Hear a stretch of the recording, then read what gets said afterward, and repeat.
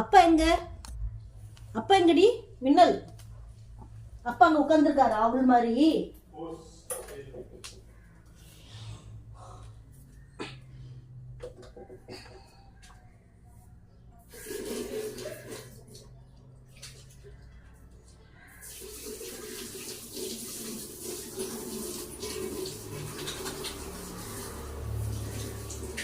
இப்படியே உட்காந்துக்கும். அப்புறம் ரைஸ் சாப்பிட வரும்போது ரைஸ் வைக்க மறந்துட்டேன் அப்படின்னு.